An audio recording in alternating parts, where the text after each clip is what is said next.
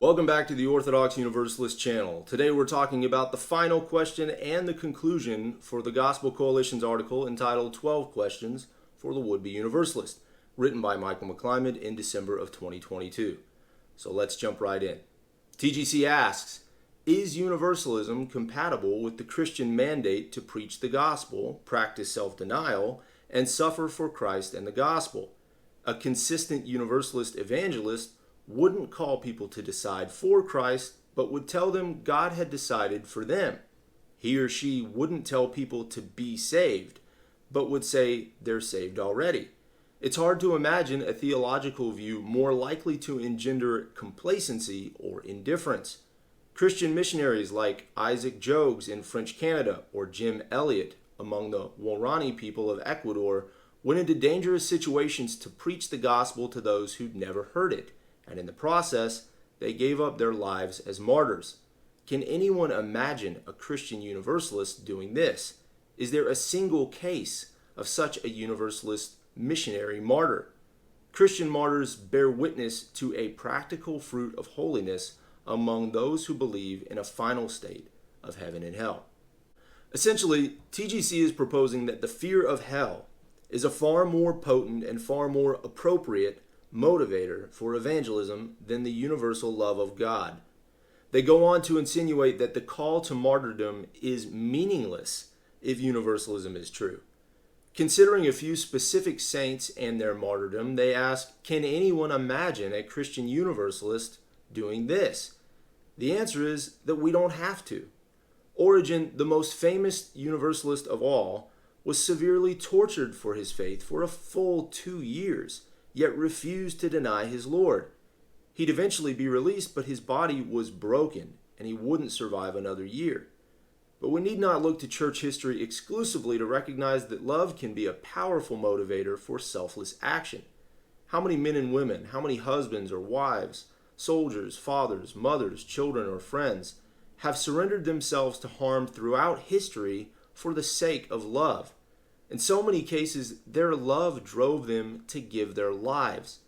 Yet even if hell is a necessary motivator, which is debatable, this is not incompatible with Christian universalism. As we've discussed already, Christian universalists throughout history have affirmed the existence of divine punishment, as well as the extreme suffering that will be experienced in it. So is a limited amount of extreme suffering not enough motivation to help people avoid it? How much hellish suffering does TGC need to believe in to be motivated?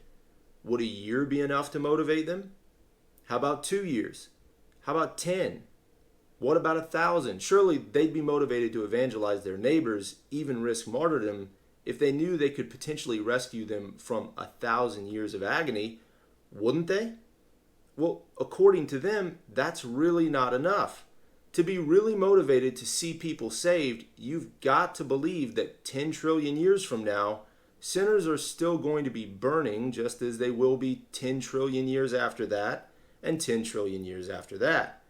Should it really take such an excessive, literally everlasting danger to spur what TGC calls a practical fruit of holiness?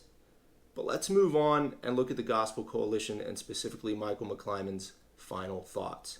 They say, perhaps one underlying reason why professing Christians today are examining or embracing universalism is that they don't want to be placed on the hot seat in a world that's increasingly hostile towards Christianity.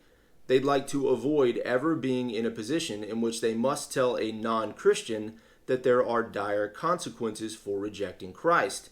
Hell is a disturbing doctrine, an ultimate turn-off, an egregious insult. The so-called 11th commandment, you shall not offend, has become paramount for some. Universalism offers a semblance of Christianity with the unseemly parts edited out. No wrath of God, no sin that damns, no fearful judgment before the throne, no cross of suffering to satisfy God's justice. Yet these are precisely the doctrines that, perhaps counterintuitively, express God's moral goodness. These are the doctrines needed to reawaken and re-energize the church as we reach out in humble love to an increasingly confused and broken world that is perishing without the Savior. TGC says that perhaps the reason Christians are drawn to universalism is because they'd like to avoid ever being in a position in which they must tell a non-Christian that there are dire consequences for rejecting Christ. As we have repeated multiple times, the Christian universalism of the church fathers who held it, which is the kind I am personally defending, acknowledges the existence of divine punishment and the terror that it represents. But they also acknowledge the clarity of vision expressed in Scripture that describes a future state in which all things will be restored. The cold, hard fact is that the way we have interpreted many of the passages we use as proof texts for eternal conscious torment is shaky at best. Yet we've used these shaky interpretations as syringes to suck the universalist implications out of the rest of Scripture. I obviously can't speak for everybody, but I'm ashamed to admit that I started out as a very reluctant Christian universalist. To be frank, it just seemed inconvenient to me to have to stand in opposition to the dominant teaching of the day. Having enjoyed working at churches in the past, though I don't at present, I realized three things when I began to really study what the Bible said about hell.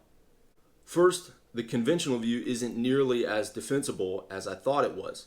Second, universalism had a lot more, in fact, a convincing amount more evidence than I ever expected. And third, I would probably never get to work in a conventional church again because I couldn't, in good conscience, affirm belief in the existence of everlasting conscious torment. I'm glad I've discovered the truth, but I would advise TGC to study universalism more thoroughly, much more thoroughly, before they make blanket statements about what Christian universalists believe and why they believe it. Even Michael McClymond admits that universalism is affirmed by, quote, many academic theologians today. The evidence is out there, if you're willing to go looking for it. But let me ask all of you, how would you respond to TGC's concluding remarks?